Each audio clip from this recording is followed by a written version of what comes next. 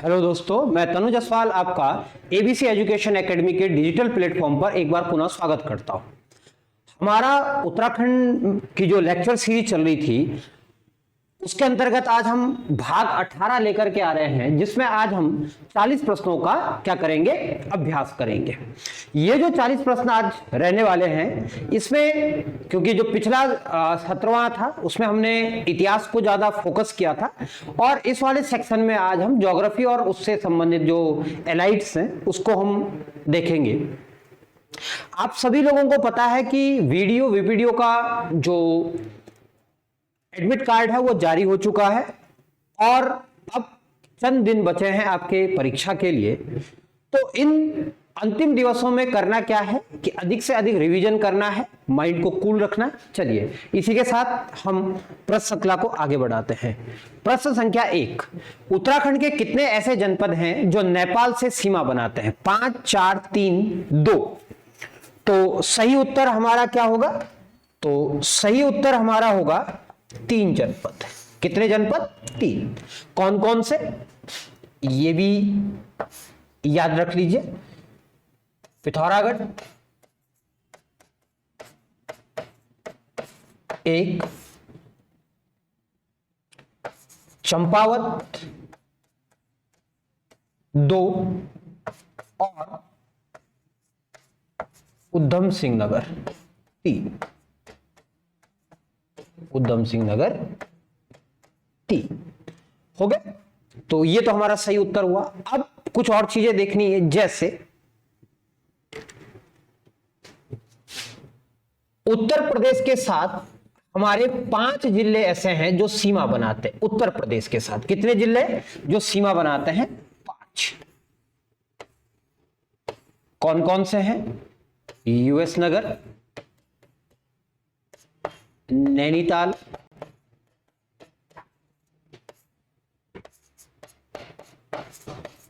पौड़ी,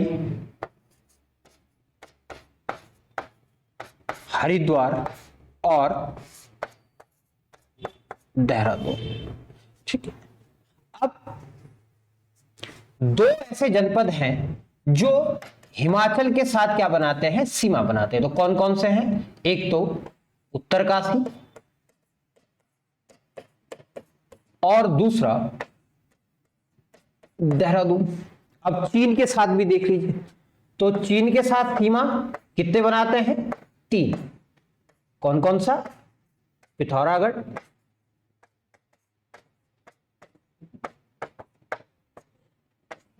चमोली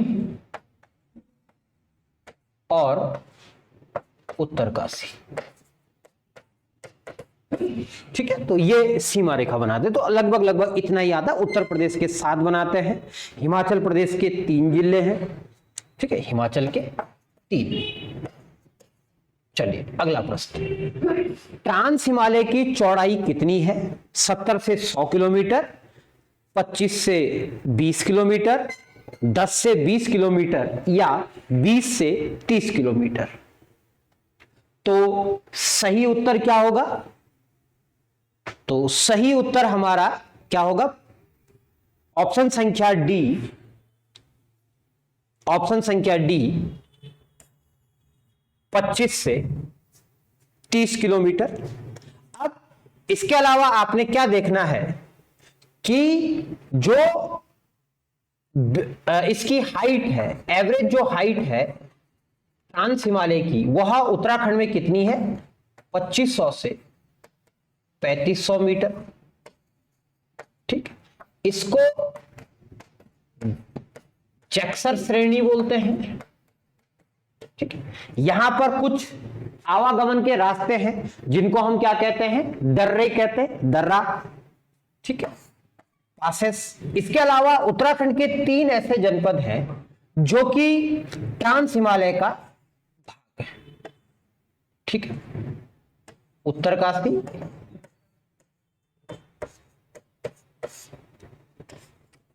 चमोली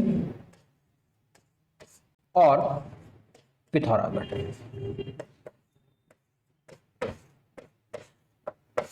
अब 70 से 100 किलोमीटर हमारे पास कौन सा आता है? तो ये आता है हमारे पास मध्य हिमालय।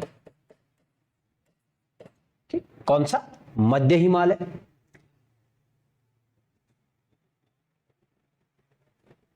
ठीक, मध्य हिमालय आ गया। उसके बाद 15 से 20 किलोमीटर में हमारा वृत्त हिमालय, जिसको हम महान हिमालय कहते हैं। ठीक, और महान हिमालय की जो सर्वाधिक हाइट है वो कितनी है? 7817, नंदा देवी। ठीक है, अभी यूकेपीएससी ने इसको 7816 मान लिया था, तो जो भी होगा। उसके बाद 10 से 20 है किसकी? शिवालिक की। कौन सा? शिवालिक श्रेणी। तो ये हमारी क्या है? एवरेज जो चौड़ाई है वो कहां कहां पर कितनी पाई जाती है, ये उसके बारे में है। ठीक, तो इसको आपको याद करना है। और अगर आपसे इसकी हाइट पूछे तो हाइट को कैसे नापना है? यह है आपकी यहां से शिवालिक की जो हाइट है 700 से 1200 मीटर, और मध्य हिमालय की 1200 से 4500, और वृत्त हिमालय की 4500 से 7817। इसके अलावा अलग अलग पुस्तकों में कहीं पर ये 4500 दे रखी है, कहीं पर 3500, अलग अलग पुस्तकों में इसको अलग अलग दिया जाता है। अगला भाग, उत्तराखंड में बसगाल किस ऋतु को कहते हैं? ए ग्रीष्म ऋतु, बी शीत ऋतु, सी वर्षा ऋतु, या डी बसंत ऋतु। तो उत्तराखंड में वर्षा ऋतु के लिए किस शब्द का प्रयोग किया जाता है? बसगाल का। तो ऑप्शन संख्या सी। इसके अलावा वर्षा ऋतु के लिए चौमासा शब्द का प्रयोग भी किया जाता है। ठीक है, और ग्रीष्म ऋतु के लिए क्या कहते हैं? रूड़ी या खरसाव, खरसाव कहते हैं। शीतकाल के लिए ह्यूंद या शीतकला भी कहते हैं। ठीक है, तो ये काय के लिए कहते हैं? वर्षा ऋतु के लिए। तो ये आपको जानकारी होनी चाहिए। ठीक है,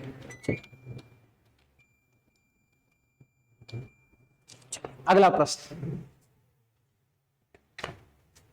निम्न में कौन सा पर्वत चमोली पिथौरागढ़ के मध्य नहीं है? यानी कि नेगेटिव आंसर मांग रहा है। तो नंदा देवी पूर्वी, नंदाकोट भी है, गुन्नी भी है, लेकिन डी स्वर्गारोहिणी नहीं है। तो स्वर्गारोहिणी किस किस के मध्य है? तो स्वर्गारोहिणी है 6252 मीटर की इसकी हाइट है। यह उत्तरकाशी और किसके मध्य है? चमोली के मध्य। उत्तरकाशी और चमोली के मध्य। अब इनकी थोड़ी सी हाइट देख लीजिए। नंदा देवी पूर्वी, ठीक, तो नंदा देवी पूर्वी की है 7434। ठीक है, तो 7434। नंदाकोट की 6861, और जो गुन्नी है, गुन्नी की है 6180 मीटर। नंदा देवी पूर्वी उत्तराखंड का तीसरा बड़ा या तीसरा ऊंचा पहाड़ है। पहले नंबर पे है नंदा देवी पश्चिमी, और दूसरे नंबर पे है कौन सा? कामेट। ठीक है, और तीसरे पे कौन सा है? नंदा देवी पूर्वी। अगला प्रश्न, उत्तराखंड में शीतकाल में वर्षा किसके कारण होती है? उत्तरी चक्रवात, दक्षिणी चक्रवात, पूर्वी चक्रवात या पश्चिमी चक्रवात? तो किसके कारण होती है? यह पश्चिमी चक्रवात के कारण होती है। इसका सही उत्तर होगा और कई बार प्रश्न पूछा गया। यह उत्तर दिशा से आता है, ठीक है, उत्तरी दिशा से आता है। उसके अलावा यह लगभग 12.5 सेंटीमीटर की हमारे यहां क्या करता है, बरसात करता है। इसमें वर्षा के अलावा ओले भी गिरते हैं, ठीक है, इसमें वर्षा के अलावा क्या करते हैं, ओले गिरते हैं। और इस शीतकालीन वर्षा को, जो ये शीतकालीन वर्षा है, इसको उत्तराखंड में क्या कहते हैं, झाड़ कहते हैं, ठीक है। झाड़ शब्द का प्रयोग इसके लिए किया जाता है, शीतकालीन वर्षा के लिए। उसके अलावा ये वर्षा पिथौरा, आपका देहरादून, उत्तरकाशी, नैनीताल, लगभग सभी पहाड़ी जनपदों में ये वर्षा करती है। चलिए अगला प्रश्न, उत्तराखंड में सबसे तीव्रता का भूकंप किस वर्ष आया था? 1803, 1809, 1816 या 1937 में? तो उत्तराखंड में सबसे तीव्रता का जो भूकंप हमको दिखाई पड़ता है वो कब हुआ? वह 1803 में आता है। इसका जो केंद्र था वह बद्रीनाथ था और रिएक्टर पैमाने में इसकी जो थी 9.0 थी, ठीक है। रिएक्टर पैमाने में कितनी थी? 9.0। इसके अलावा लगभग 8 का भूकंप इस समय उत्तरकाशी में भी आया था। तो उत्तरकाशी में भी इस वर्ष क्या आया था? भूकंप। अब देखते हैं 1809 में क्या कहीं पर भूकंप दिखाई पड़ता है?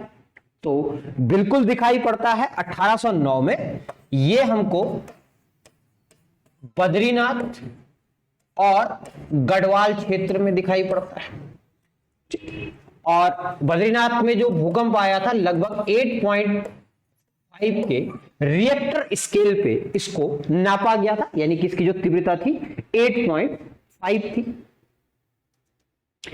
ठीक, और 8.0 थी। तो बद्रीनाथ और इसके आसपास के क्षेत्रों में आया था 8.0। अब हम देखते हैं 1816 में भी क्या यहां पर भूकंप आया था? तो बिल्कुल आया था। यहां पर 2 जगह, एक तो पिथौरागढ़ में, और दूसरा हमारा कहां पर? गंगोत्री। तो पिथौरागढ़ वाले की 7.5 की तीव्रता थी, जबकि गंगोत्री की 7.0 तीव्रता थी। 1837 में भी उत्तराखंड में भूकंप आया था, जो कि कहां था? देहरादून में, और यह लगभग 8.5 का माना जाता है। इसकी जो तीव्रता थी वो कितनी थी? 8.0 का। चलिए आगे बढ़ो।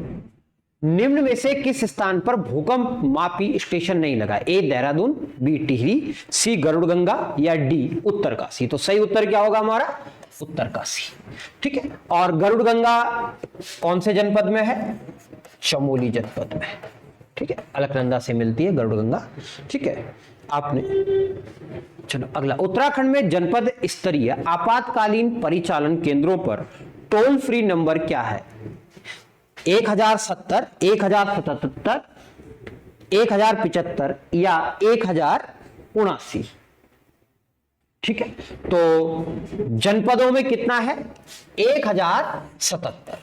क्या यदि भूकंप कोई भी आपदा आती है तो 1077 पे आप अगर फोन डायल करते हो तो जिले का जो आपदा केंद्र होगा वहां पर आपकी सुनवाई होगी या उसके बारे में बात होगी। जबकि अगर 1070 डायल करेंगे तो राज्य आपदा केंद्र, ठीक है, राज्य आपदा, ये जो जनपद स्तरीय आपदा आपातकालीन परिचालन केंद्रों पर जो टोल फ्री नंबर है, तो ये राज्य का टोल फ्री है।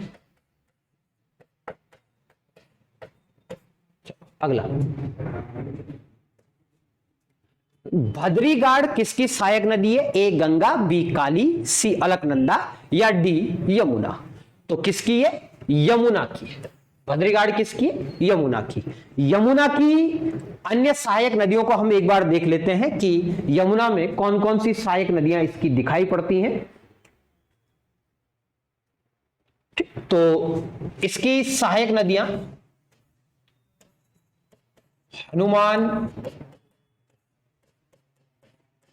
गंगा, ठीक है, भद्रीघाट हो गई है, कृष्णा घाट,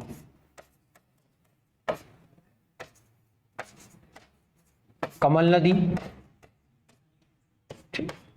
रिखनाड़,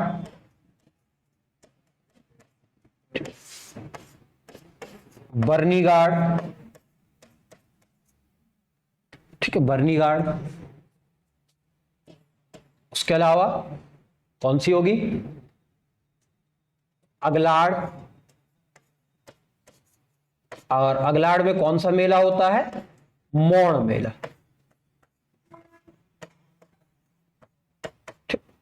इसके बाद और कौन सी होगी? अरे बताओ, ये होगी हमारी कौन सी? टॉन्स आसन। ये यमुना की कुल लंबाई 136 किलोमीटर क्या है इसकी कुल लंबाई है। उद्गम कहां से होता है? यमुनोत्री कांठा, यमुनोत्री कांठा, उत्तरकाशी, ठीक है। चलो अगला प्रश्न, निम्न में से किस नदी का बेसिन क्षेत्र सर्वाधिक है? ए कोसी, बी भागीरथी, सी अलकनंदा या डी काली। तो सबसे ज्यादा किसका है? सबसे ज्यादा बेसिन क्षेत्र है काली नदी का, 11,467 वर्ग किलोमीटर काली नदी का क्या है? बेसिन है। उसके अलावा अगर हम देखें तो जो कोसी नदी है उसका बेसिन देख लेते हैं, 6,753। और उसके बाद जब हम भागीरथी को देखते हैं तो भागीरथी का बेसिन कितना है? 78, 7,890। अलकनंदा का 10,951, 10,951 वर्ग किलोमीटर, ठीक है। किसका है? अलकनंदा का बेसिन है। तो ये आपको याद रखना है, प्रश्न बन सकता है। अगला, बिरमा, गंगास, बीनू किसकी सहायक नदियां? तो यह किसकी सहायक नदियां होंगी? कोसी, पश्चिमी रामगंगा, नयार या गोला की। तो किसकी है? तो सही उत्तर क्या होगा इसका? तो सही उत्तर हमारे पास इसका क्या होगा? पश्चिमी रामगंगा, ठीक है। ये क्या होगी? पश्चिमी रामगंगा। पश्चिमी रामगंगा को किस नाम से जानते हैं? रथ वाहिनी नदी कहते हैं। इंपॉर्टेंट है, याद कर लीजिएगा इसको।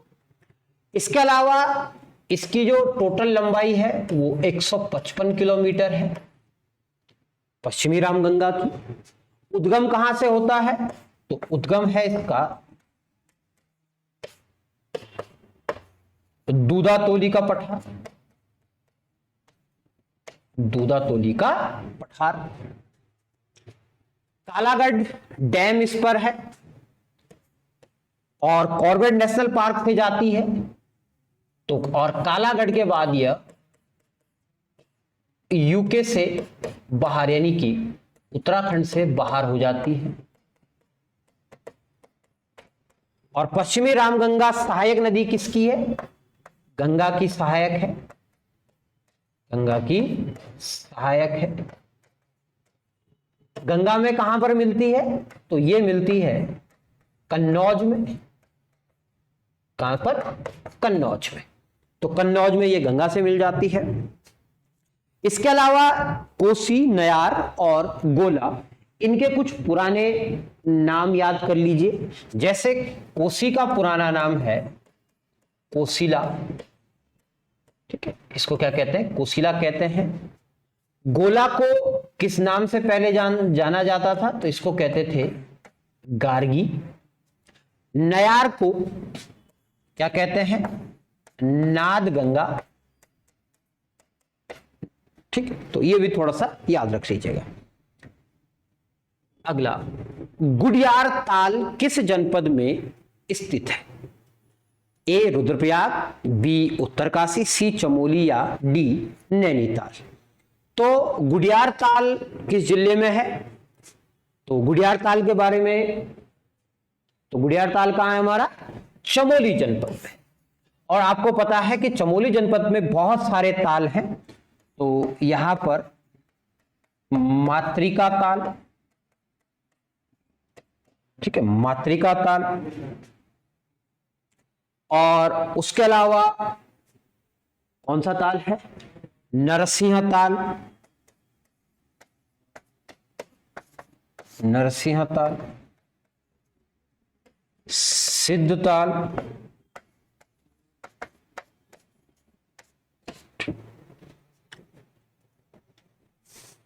और बाकी तो आपको पता ही है, यहां पर ताली ताल है।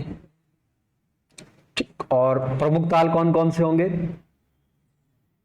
ठीक, रहस्यमयी झील है यहां पर, कंकाली ताल हम जिसको कहते हैं, कंकाली ताल यानी कि रूपकुंड। ऐसे यहां पर बहुत सारे ताल आपको यहां दिखाएंगे, लेकिन नया नाम गुडियार ताल। चलिए अगला प्रश्न, अंधा ताल किस जनपद में स्थित है? चमोली, रुद्रप्रयाग, उत्तरकाशी या देहरादून। तो कहां पर है? ये उत्तरकाशी में है। इसको वहां पर काणा ताल भी कहते हैं, तो इसलिए अंधा ताल कहते हैं। इसके अलावा उत्तरकाशी में बहुत सारे ताल हैं, जैसे केदार ताल, ठीक है, भराड़सर ताल, भराड़सर ताल,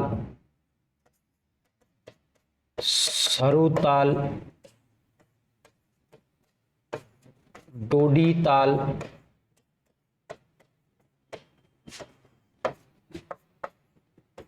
नचिकेता ताल, ठीक है। ऐसे बहुत सारे ताल यहां पर आपको, खिंडा ताल, रुई साड़ा ताल। चलिए आगे बढ़ो। इस ग्लेशियर की लंबाई सर्वाधिक है? इन सब में सबसे ज्यादा लंबा ग्लेशियर कौन सा? ए मिलम, बी यमुनोत्री, सी बंदरपूछ या डी केदारनाथ। तो सबसे लंबा कौन सा होगा इनमें? तो सबसे लंबा होगा मिलम ग्लेशियर, जो कहां है? पिथौरागढ़ में। इसकी लंबाई 16 किलोमीटर। यमुनोत्री जो ग्लेशियर है, इसकी लंबाई कितनी है? इसकी है 10 किलोमीटर। उसके बाद बंदरपूछ, बंदरपूछ है 12 किलोमीटर। जबकि केदारनाथ जो ग्लेशियर है, उसकी लंबाई कितनी है? 14 किलोमीटर, और उसकी चौड़ाई लगभग 500 मीटर है। तो ये इनकी क्या है? लंबाई और चौड़ाई है, जो इन ग्लेशियरों में सबसे महत्वपूर्ण है। अब आपको क्या देखना है कि उत्तराखंड का सबसे बड़ा ग्लेशियर कौन सा है? गंगोत्री ग्लेशियर। गंगोत्री ग्लेशियर उत्तराखंड में सबसे बड़ा ग्लेशियर है, ठीक है, जो लगभग 30 गुणा 2 का है, यानी कि 30 किलोमीटर लंबा और 2 किलोमीटर क्या है? चौड़ा है। और ये कहां पर है? उत्तरकाशी में।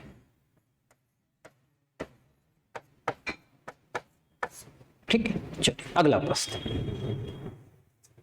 उत्तराखंड में सर्वाधिक वन किस ऊंचाई पर पाए जाते? 300 से 600, 600 से 1200, 1200 से 1800 या 1800 से 3000 मीटर की ऊंचाई पर। तो सबसे ज्यादा वन हमारे यहां पर कहां पाए जाएंगे? तो सबसे ज्यादा वन उत्तराखंड में 1800 से 3000 मीटर की ऊंचाई पर पाए जाते हैं। लगभग 28.68% वन इस ऊंचाई पर हमको दिखाई पड़ता है, जो कि सब सर्वाधिक है, ठीक है। तो इसकी संख्या सर्वाधिक है। इसके अलावा 12% वन हमारे 300 से 600, 16% वन हमारे 600 से 1200 और 22% वन हमारे कहां पाए जाते हैं? 1200 से 1800 मीटर की ऊंचाई पर पाए जाते हैं। अगला प्रश्न, कोटली बुग्याल किस जनपद में स्थित है? ए उत्तरकाशी, बी टिहरी, सी चमोली या डी उत्तरकाशी। तो इसका सही उत्तर क्या होगा? तो इसका सही उत्तर होगा टिहरी। कौन सा है? टिहरी। अब आपको टिहरी के कुछ बुग्याल हैं। एक है जौराई बुग्याल, ठीक है, और खरसाली बुग्याल, ठीक है। कौन सा? खरसाली बुग्याल यहां का प्रसिद्ध बुग्याल है, ठीक है। इसके अलावा खारसोली, खारसोली, उसके अलावा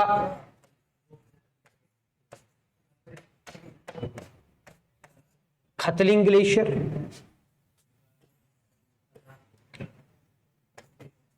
महासर ताल,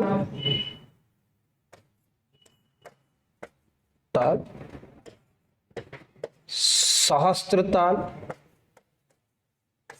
प्रमुख बुग्याल है। चलिए अगला, मक्कू छड़ीला किसकी प्रजाति है? ए घिंगारू, बी भीमल, सी झूला घास या डी भेकल। तो किसकी है? झूला घास, ठीक है। और ये जो झूला घास है यह एक्सपोर्ट किया जाता है यहां से फ्रांस के लिए, ठीक है। फ्रांस को एक्सपोर्ट होता है। 5500 मीटर की ऊंचाई तक ये पाया जाता है, ठीक है। कहां तक? 5500 मीटर की ऊंचाई तक झूला घास हमारा पाया जाता है। इसके अलावा जो घिंगारू है इसके फल खाए जाते हैं और यह हृदय रोग के लिए अच्छा माना जाता है। भीमल की जब मैं बात करता हूं तो इससे वर्तमान में शैम्पू बनाया जा रहा है। उसके अलावा इसके जो रेशे निकलते हैं उन रेशों से रस्सी या कपड़े भी बनाने की बात की, दरी, रस्सी, दरी ये बनाए जाते हैं। इसके अलावा व्यक्ति को सुधारने के लिए भी इसकी डंडी का प्रयोग किया जाता है, ये भी याद रखना है, इंपॉर्टेंट है। वहकल, वहकल की जब मैं बात करता हूं तो इसका जो बीजों का जो तेल है उस तेल का प्रयोग भोटिया जनजाति के लोग करते हैं। क्या करते हैं? भोटिया जनजाति के लोग, ठीक है। अगला प्रश्न, निम्न में से कौन सा या कौन सी संस्था जड़ी बूटी के संरक्षण, संग्रहण और विपणन के लिए कार्य नहीं करती है? Kumaon Mandal Vikas Nigam, Indian institute of Ayurveda and drug research, cooperative drug factory, FRI. तो इसमें से सही उत्तर क्या होगा? एफआरआई। एफआरआई क्या करती है? यह संरक्षण, संग्रहण और विपणन का कार्य नहीं करती है। ना तो इसको इकट्ठा करती है, ना इनको बेचती है, ना इनको संरक्षित करती है। ये क्या करती है? सिर्फ इनके लिए शोध और विकास, शोध और विकास का कार्य करती है। इसके संग्रहण का काम Kumaon Mandal Vikas Nigam, Indian institute of Ayurveda drug research, cooperative drug factory, उसके अलावा गढ़वाल मंडल विकास निगम, गढ़वाल मंडल विकास निगम और इंडियन फार्मास्यूटिकल जो फैक्ट्री है, ठीक है, इंडियन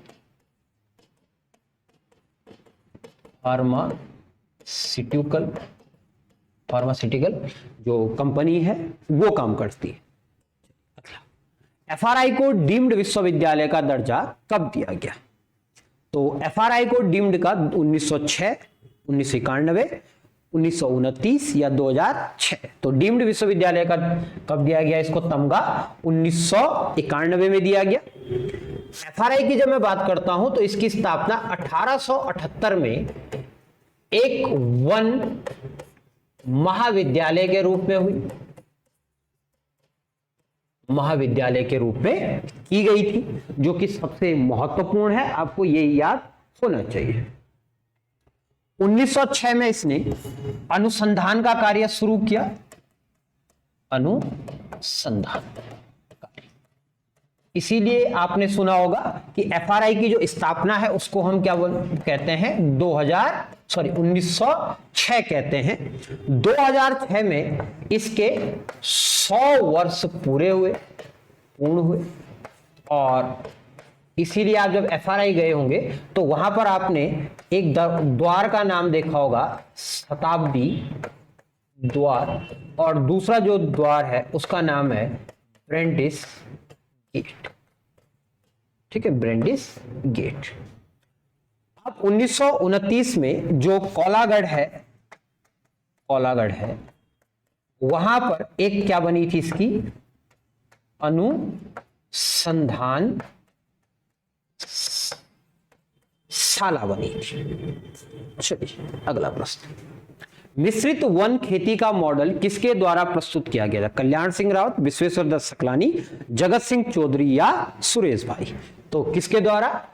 जगत सिंह चौधरी, जिनको जंगली के नाम से भी जानते हैं, इनके द्वारा ये मिश्रित खेती का कॉन्सेप्ट लाया गया। कल्याण सिंह रावत के द्वारा मैती आंदोलन, विश्वेश्वर दत्त सकलानी जी वृक्ष मानव, और सुरेश भाई रक्षा सूत्र आंदोलन।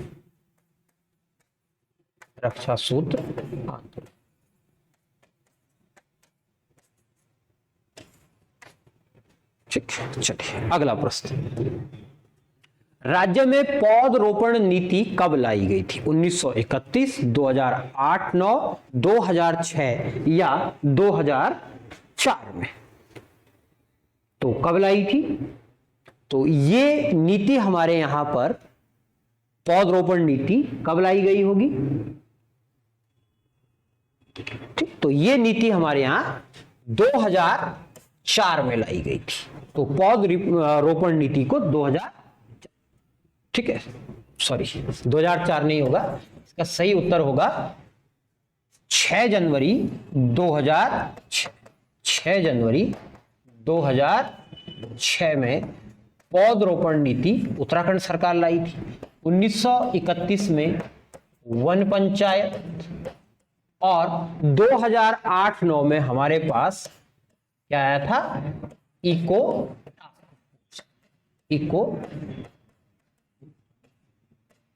टास्क। चलिए अगला प्रश्न, उत्तराखंड का सबसे बड़ा वन्य जीव विहार कौन सा है? ए गोविंद वन्य जीव विहार, बी नंदौर, सी अस्कोट या डी केदारनाथ वन्य जीव विहार? ठीक है, तो सही उत्तर क्या होगा? तो सही उत्तर होगा केदारनाथ वन्य जीव विहार। इसका कुल एरिया है 957.20 वर्ग किलोमीटर। ठीक, इसकी स्थापना 1972, और ये 2 जिलों में है, एक तो रुद्रप्रयाग और प्लस चमोली, इन 2 जनपदों में। अब गोविंद वन्य जीव विहार की बात कर देते हैं। ये कहां है? उत्तरकाशी, स्थापना 1955। तो सबसे पहला है, इसीलिए इसको बताना जरूरी था। नंदौर कहां है? नंदौर है चंपावत और नैनीताल में। ये उत्तराखंड में सबसे नया वन्यजीव विहार है। 2012 में इसकी स्थापना हुई है। उसके बाद आते हैं अस्कोट में। तो अस्कोट कौन से जिले में है? अस्कोट हमारा कौन से जिले में है? अस्कोट है पिथौरागढ़ में, और स्थापना 1986। चलिए अगला प्रश्न, निम्न में से किस नदी की बालू में सोना नहीं मिलता? रामगंगा, पिंडर, शारदा या यमुना? तो ऑप्शन संख्या सी हमारा सही होगा। इसकी बालू में क्या नहीं पाया जाता है? सोना नहीं मिलता है, बल्कि अलकनंदा की, कौन सी नदी है चौथी, अलकनंदा। तो आपको याद रखना उत्तराखंड की 4 नदियों में के बालू के साथ सोना मिलता है, रामगंगा, पिंडर, शारदा और चौथी हमारी कौन सी, अलकनंदा। अगला प्रश्न, 4 अप्रैल 2001 की खनन नीति के अनुसार किस संस्था को खनन का कार्य नहीं दिया गया था? तो किसको नहीं दिया गया था? उत्तराखंड जल निगम को। तो जल निगम को नहीं दिया गया, तो उन्होंने कहा भाई जल निगम वालों हम तुमको नहीं देंगे। इन 3 संस्थाओं को दिया गया था। ये जो 2 संस्थाएं हैं, गढ़वाल मंडल विकास निगम और कुमाऊं मंडल विकास निगम, ये क्या करेंगी, जो राजस्व क्षेत्र होगा, राजस्व क्षेत्र होगा, वहां पर क्या करेंगे, खनन का कार्य करेंगे। जबकि वन विकास निगम कहां पर करेगा, जो वन क्षेत्र वाला, मतलब जो वन विभाग के अधीन वाला है वहां। चलिए अगला, उत्तराखंड में ज्वालामुखी मिट्टी कहां पाई जाती है? उत्तरकाशी, पौड़ी, पुरोला या भीमताल में? तो सही उत्तर क्या है हमारा, भीमताल। ये बहुत इंपॉर्टेंट प्रश्न है, आने की संभावनाएं बनती है। चलिए अगला प्रश्न, उत्तराखंड की मृदा में सर्वाधिक अधिकता किसकी है? चूना, फास्फोरस, पोटेशियम या जीवांश की? तो किसकी है? सबसे ज्यादा अधिकता यहां पर जीवांश की है, यानी कि कार्बन की मात्रा अधिक पाई जाती है। उत्तराखंड की मृदा कितने प्रकार की है? तो उत्तराखंड की मृदा के प्रकार अगर हम देखें तो यह 8 प्रकार की है, 8 प्रकार की है। इसको पर्वतीय या वनीय भूमि कहते हैं, पर्वतीय या वनीय। अगला प्रश्न, पर्वतीय क्षेत्र में कितने प्रकार की भूमि मिलती है? A 2, ऑप्शन बी 3, 5 या 4? तो कितने प्रकार की मिलेगी? 3 प्रकार की। कौन कौन सी? ऊपर सबसे पहले तलाव, फिर उपराव और फिर इजरा। ठीक है, अगर हम उत्पादकता की दृष्टि से देखें तो 3 प्रकार की, तलाव, उपराव और इजरान। तो 3 प्रकार की यहां पर क्या पाई जाती है? मृदा पाई जाती है। और यदि हम घर से दूरी के हिसाब से, दूरी के अनुसार लगाएं तो कितने प्रकार की है? तो दूरी के अनुसार भी ये 3 प्रकार की है। सबसे नजदीक की भूमि को, जो पहला प्रकार है, उसको घर्या, दूसरे प्रकार की यानी कि गांव और जंगल के बीच की जो भूमि उसको बिचलिया, और तीसरे जो जंगल की भूमि होगी उसको बणिया भूमि कहते हैं। क्या कहते हैं? बणिया या बुणिया भूमि। ठीक है, बणिया भूमि। चलिए अगला प्रश्न, उत्तराखंड में कितने प्रकार की खेती होती है? 2, 3, 4 या 6? कितने प्रकार से यहां पर खेती होती है? तो यहां पर खेती होती है 3 प्रकार से। कौन कौन सी? तो बताएंगे कौन कौन किस किस प्रकार की होती है। तो समुच्चय खेती, समुच्चय खेती,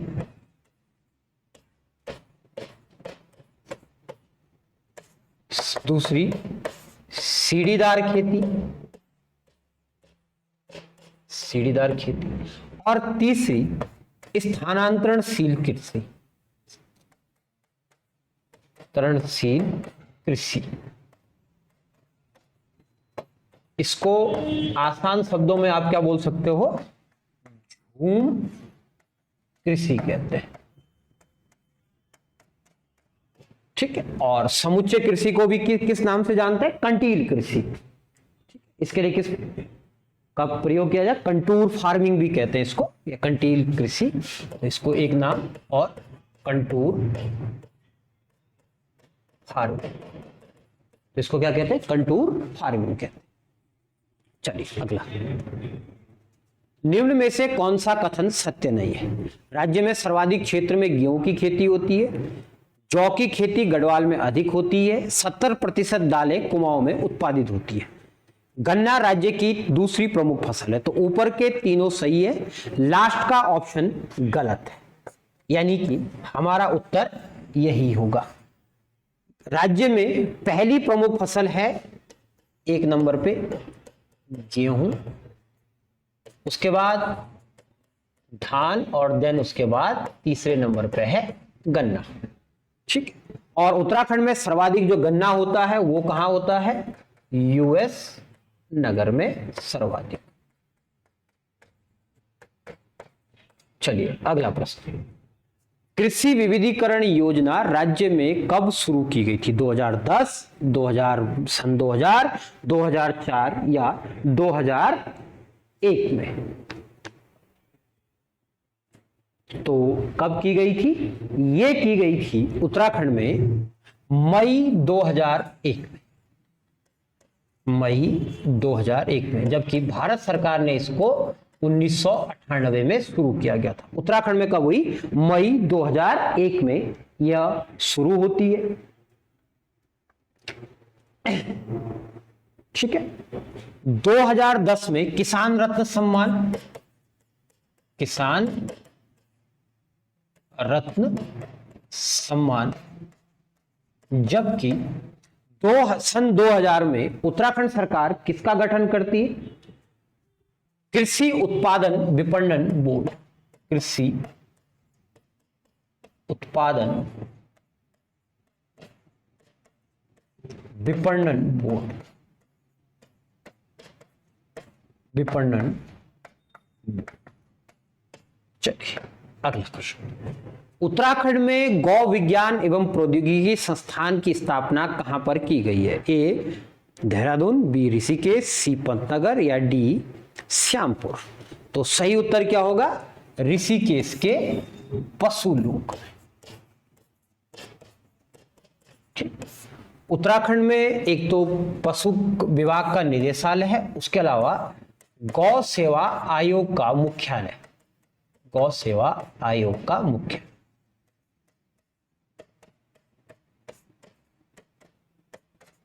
ठीक, पंतनगर में चारा बैंक एक, और दूसरा ये जो चारा वाला है ये कहां पर भी है? ऋषिकेश। ठीक, और श्यामपुर में अति हिमकृत वीर्य जो प्रयोगशाला है। चलिए अगला, उत्तराखंड की पहली पर्यटन नीति कब आई थी? तो 2001, 2000, 2004 या 2000 में? तो किस वर्ष हमारी आई थी? तो ये आई थी 26 अप्रैल 2001 को,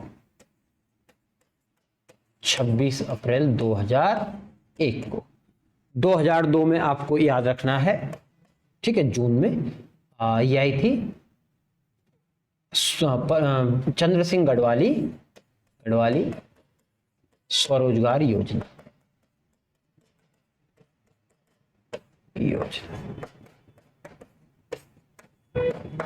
ठीक, तो ये आपको याद रखना।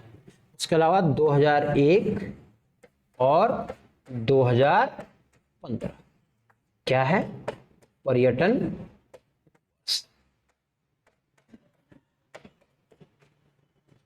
चलिए अगला, हरिद्वार को शिव के उपासक किस नाम से जानते हैं? ए हरिद्वार, बी हरद्वार या सी खांडवन या डी कपिला?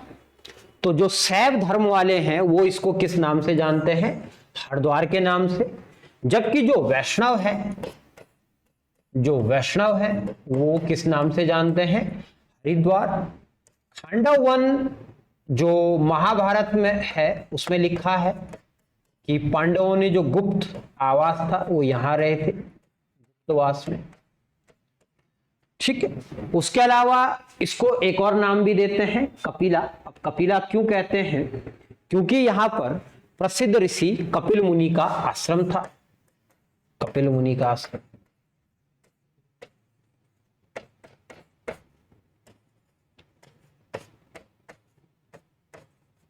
आश्रम था। चलिए अगला, राज्य में सिंचाई में सर्वाधिक योगदान किसका है? नलकूप, तालाब, नहर या गुलों का? तो इसका सही उत्तर क्या होगा? नलकूपों का। चलिए अगला, राज्य में सबसे कम कृषि योग्य भूमि किस जनपद में है?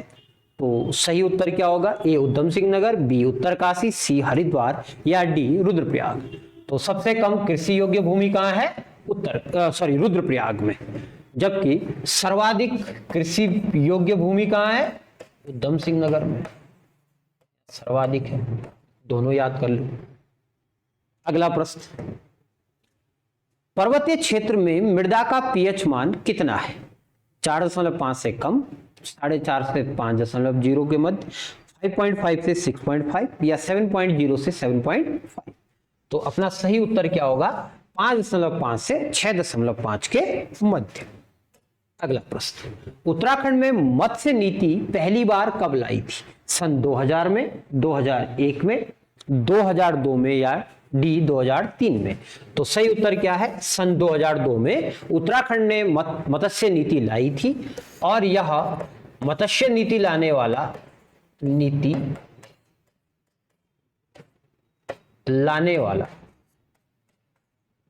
वाला देश का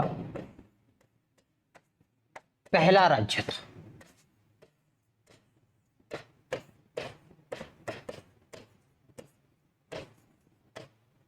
चलिए अगला प्रश्न, चूना पत्थर किस चट्टान का उदाहरण है? ए अवसादी, बी आगन्य, सी रूपांतरित या डी ज्वालामुखी।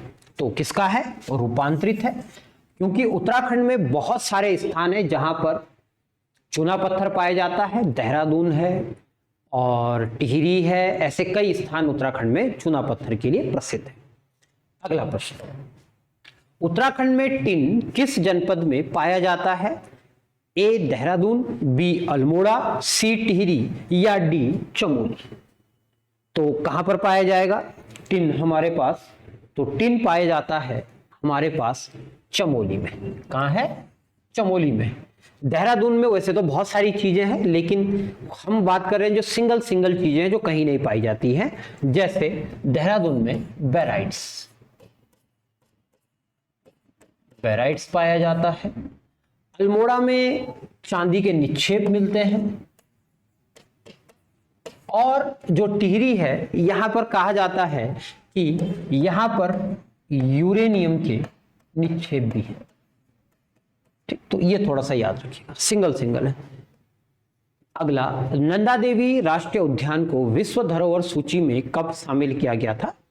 तो नंदा देवी राष्ट्रीय उद्यान को 1988 में, जबकि अगर हम बात करें फूलों की घाटी की तो फूलों की घाटी को 2005 में।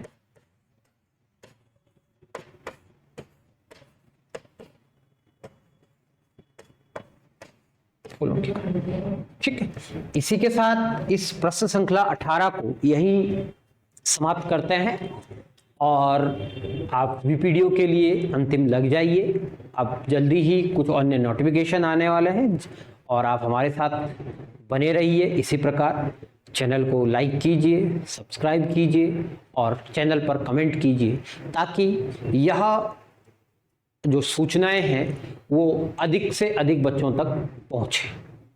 ठीक है, इसके अलावा 11 जुलाई से संस्थान में ऑफलाइन बैच शुरू हो रहा है, तो जिनको भी रजिस्ट्रेशन करवाने हैं वो जल्दी से रजिस्ट्रेशन करवाएं। ठीक, धन्यवाद।